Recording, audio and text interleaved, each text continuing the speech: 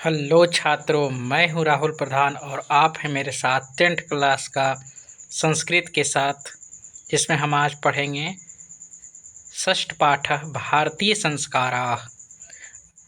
आप यहाँ देख सकते हैं शादी विवाह का माहौल है, फोटो दिया हुआ है और विवाह हमारे 16 संस्कारों में से एक है ना। तो चलिए इसके आगे हम पढ़ते हैं। यहाँ लिखा हुआ है, भारतीय संस्कृते अन्यतमं वैशिष्ट्यं विद्यते यत् जीवने इह समये समये संस्काराः अनुष्ठिताः भवन्ति। ध्यान देंगे, लिखा हुआ है भारतीय संस्कृति अन्यतमम, भारतीय संस्कृति में अनूठा विशेषता है कि है, विद्यते मीन्स है, यत मीन्स की, अनूठा विशेषता है कि जीवन में यहाँ समय समय पर संस्कारों का अनुष्ठान होता है। आगे है, अद्य संस्कार शब्दः सीमितो व्यंग रूपः प्रयुज्यते। आज संस्कार शब्द सीमित व्यंग रूप में प्रयोग होता है। व्यंग रूप का मतलब होता है कटाक्ष के रूप में, लोग इसको मजाक के सेंस में लेते हैं संस्कारों को। किंतु संस्कृते उपकरणम इदम भारतस्य व्यक्तित्वम रचयति, परंतु संस्कृति का यह उपकरण है जो भारत के व्यक्तित्व की रचना करता है। ठीक है। विदेशे निवसन्तो भारतीय संस्कारान् प्रति उन्मुखा जिज्ञासवश्च। विदेश में रहने वाले, निवास करने वाले भारतीय, विदेश में निवास करने भारतीय संस्कारों के प्रति, संस्कारान प्रति मीन्स संस्कारों के प्रति उन्मुख और जिज्ञासु हैं। ठीक है। पाठे अस्मिन् तेषां संस्काराणां संक्षिप्तः परिचयो महत्वं च निरूपयतम्। इसका मतलब हुआ कि पाठे अस्मिन्, इस पाठ में, तेषां संस्काराणां, उन सभी संस्कारों का संक्षिप्त परिचय और महत्व निरूपित है। इस पाठ में जो आप पढ़ेंगे सभी संस्कारों के बारे में पढ़ेंगे। ठीक है। चलिए आगे लिखा हुआ है, भारतीय जीवने प्राचीन कालतः संस्काराः महत्वम आधारयन्। भारतीय जीवन में, कब? भारतीय जीवन में प्राचीन काल से ही संस्कार महत्व धारण करता है। प्राचीन संस्कृतेभिज्ञानम संस्कारेभ्यो जायते। प्राचीन संस्कृति अभिज्ञानम का मतलब होता है प्राचीन संस्कृति का ज्ञान। क्या होता है? प्राचीन संस्कृति का ज्ञान। संस्कारेभ्यो जायते, संस्कारों से जाना जाता है। ठीक है, संस्कारों से होता है। अत्र ऋषीणाम कल्पनाम आसीत् यत् जीवनस्य सर्वेषु मुख्य अवसरेषु वेदमन्त्राणां पाठः, वरिष्ठानाम् आशीर्वादः, होमः, परिवार सदस्यानां सम्मेलनं च भवेत्।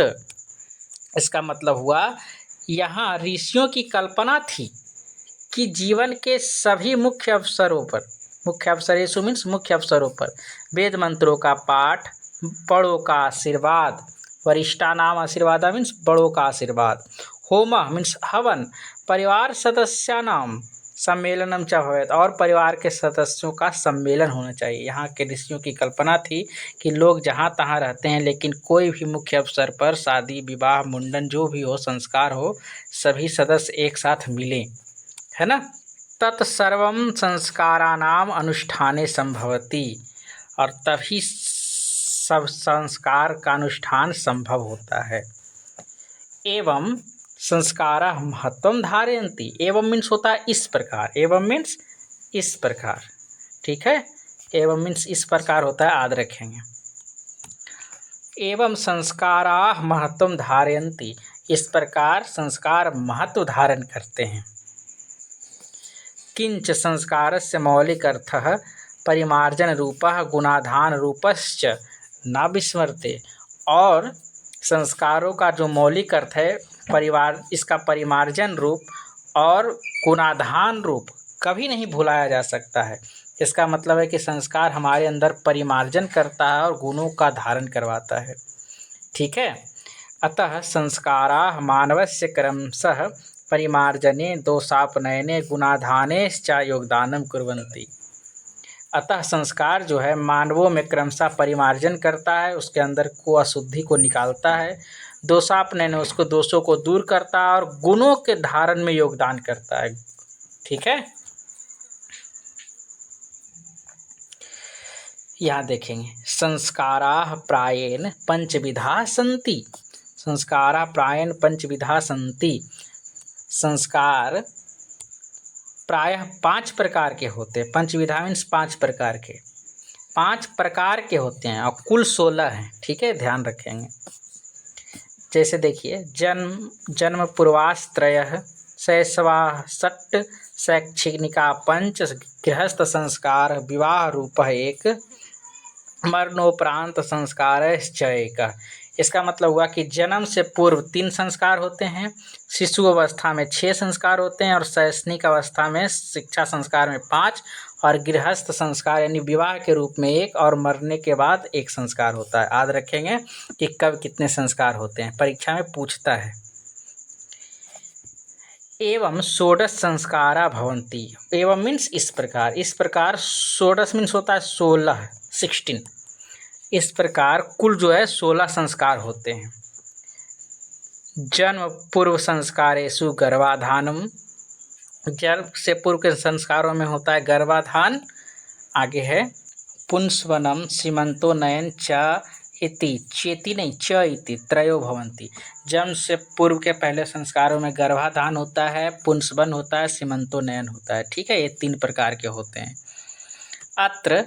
अत्र गर्भरक्षा गर्भस्थ्य संस्कारोपनम गर्भावत्यस्य प्रसन्नता च इति प्रयोजनम कल्पितम अस्ति।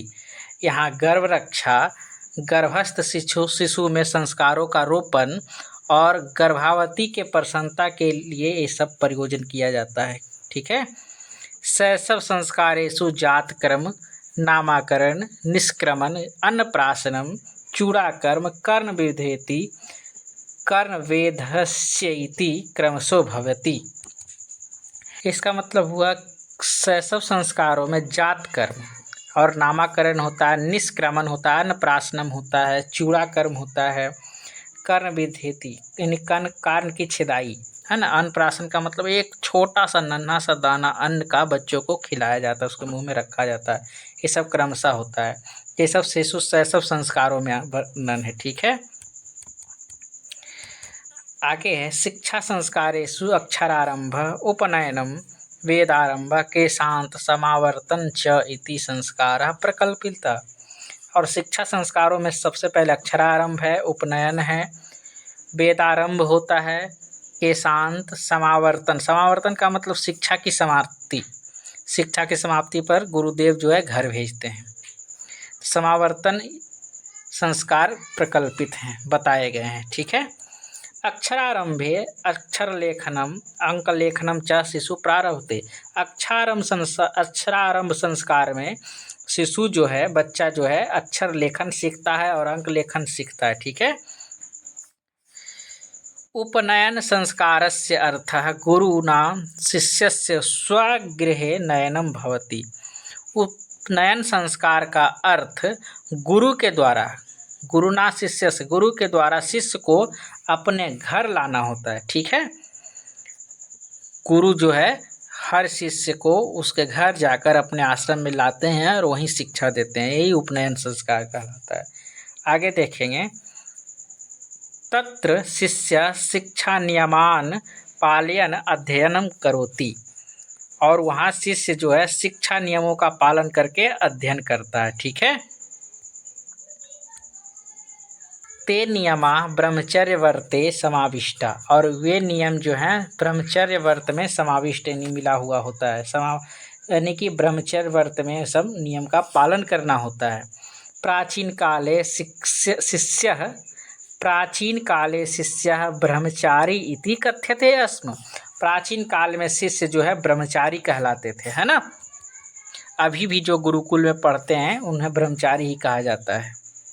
गुरु गृहे एव शिष्य वेदारंभम करोति स्म।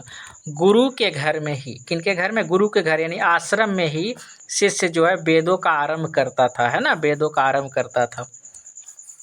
वेदानां महत्वं प्राचीन शिक्षायान उत्कृष्टम मन्यते अस्म। और वेदों का जो अध्ययन है, वेदों का जो महत्व है, प्राचीन शिक्षा में एकदम उत्कृष्ट उच्च कोटि का माना जाता था। अभी तो वेद पढ़ाया नहीं जाता है। प्राचीन शिक्षा में जो है वेद जो है वेद की शिक्षा उच्च कोटि की मानी जाती थी। केशांत संस्कारे गुरु गृहे एव शिष्यस्य प्रथमम क्षौर कर्म भवति स्म। और केशांत, आप समझ रहे हैं कि केशांत यानी केशों का अंत हो जाता था, बाल कटाया जाता था, है ना। केशांत संस्कार में जो है गुरु के घर में शिष्य का पहला क्षौर कर्म होता था। मुंडन समझ लीजिए, मुंडन होता था। अत्र गोदानम मुख्यम कर्म, और यहाँ गोदान मुख्य कार्य माना जाता था। ठीक है। अतः साहित्य ग्रंथेषु अस्य नामांतरम गोदान संस्कारो अपि लभ्यते। ठीक है। अतः साहित्य ग्रंथों में अस्य नामांतरम, इसका दूसरा नाम, नामांतरण का मतलब दूसरा नाम होता है। ठीक है। नामांतरण का मतलब दूसरा नाम। तो किसका दूसरा नाम? क्षौर कर्म का दूसरा नाम, है ना। दूसरा नाम गोदान संस्कार भी मिलता है। लभ्यते मीन्स मिलता है। समावर्तन संस्कारस्य उद्देश्यम शिष्यस्य गुरुगृहात् गृहस्थ जीवने प्रवेशः। इसका मतलब होता है, समावर्तन संस्कार का मतलब समझिए शिक्षा खत्म हो गया। अब गुरु जो है उसको उपदेश दे के घर भेजेंगे। तो समावर्तन संस्कार का उद्देश्य जो है शिष्य का गुरु घर से गृहस्थ जीवन में प्रवेश करना होता था। ठीक है। शिक्षावसाने गुरु शिष्यान उपदिश्य गृहं प्रेषयति। शिक्षा के खत्म होने पर गुरु शिष्यों को उपदेश देकर घर भेजते थे, है ना। उपदेशेषु प्रायेण जीवनस्य धर्मा प्रतिपाद्यन्ते। और उपदेशों में क्या होता था, क्या उपदेश देके भेजते थे? उपदेशों में प्रायः जीवन के धर्म प्रतिपादित होते थे। जैसे देखिए, यथा मीन्स जैसे, सत्यम वद धर्मम चर स्वाध्यायनमाम प्रमादः इति। इसका मतलब होता है सत्य बोलो, धर्म का आचरण करो, स्वाध्याय पे ध्यान दो इत्यादि। चलिए ऊपर करते हैं। आगे है, विवाह संस्कार पूर्वकम एव मनुष्य वस्तुतो गृहस्थ जीवनम प्रविशति। विवाह संस्कार पूर्वक यानी विवाह संस्कार के होने से ही मनुष्य वस्तुतः वास्तव में गृहस्थ जीवन में प्रवेश करता है। विवाह पवित्र संस्कार मतः। विवाह को पवित्र संस्कार माना गया है। समझ रहे हैं ना। विवाह को पवित्र संस्कार माना गया क्योंकि इसमें दो परिवारों का मिलन होता है। अत्र नाना विधानि कर्म कांडानि भवन्ति, तेषु वाग्दानम मंडप निर्माणम वधू गृहे वर पक्षस्य स्वागतम वर वधो परस्पर निरीक्षणम कन्यादानम अग्निस्थापनम पाणिग्रहणम लाजा होम सप्तपदी सिंदूरदानम इत्यादि। देखिए बहुत सारा कर्मकांड होता है। पूरा कर्मकांड मिला के एक संस्कार होता है जिसका नाम है विवाह संस्कार। ठीक है। इसका हिंदी देखते हैं। यहाँ नाना विधानी का मतलब अनेक सारे विधान होते हैं और कर्मकांड होते हैं। उनमें से वाग्दानम मतलब वचन दान, मंडप निर्माण मड़वा छराता है जो, वधू गृहे वर पक्ष से स्वागत, वधू के घर में वर पक्ष का स्वागत किया जाता है। वर वधू आपस में निरीक्षण करते हैं। कन्यादान होता है, अग्नि स्थापना होता है, पानी ग्रहण होता है। पानी ग्रहण का मतलब होता है कि लड़का अपने हाथ में लड़की का हाथ रखता है। ठीक है ना। फिर लाजा होम, लावा का हवन होता है। 7 फेरे होते हैं। सप्तपदी में 7 फेरे। उसके बाद है सिंदूर दान इत्यादि। ये सभी कर्मकांड जो है विवाह संस्कार में होते हैं। आगे देखेंगे, सर्वतः समान रूपेण विवाह संस्कारस्य प्रायेण आयोजनम भवति। सर्वतः मीन्स होता है सभी जगह। सर्वतः मीन्स होता है सभी जगह। सभी जगह समान रूप से विवाह संस्कार का प्राय जो है आयोजन होता है ना। तदंतरम गर्भाधानादयः संस्कारा पुनरावर्तन्ते जीवन चक्रम च भ्रमति। और उसके बाद फिर गर्भाधान संस्कार होता है। शादी होने के बाद गर्भाधान संस्कार होता है और फिर जीवन चक्र इसी तरह से पुनरावृत्ति होती रहती है, घूमते रहते हैं। मरणात् अंतरम अंत्येष्टि संस्कार अनुष्ठीयते। मरने के बाद अंत्येष्टि संस्कार जो एक होता है वो अनुष्ठित होता है, उसको किया जाता है। एवं भारतीय जीवन दर्शनस्य महत्वपूर्णम उपादानम संस्कारः इति। एवं मीन्स होता है इस प्रकार भारतीय जीवन दर्शन का एक महत्वपूर्ण उपादान संस्कार है, और इसी संस्कार के तहत हम लोग जो है अपना सभी कर्मकांड करते हैं। ठीक है, इस तरह से आपका ये पाठ समाप्त होता है। नीचे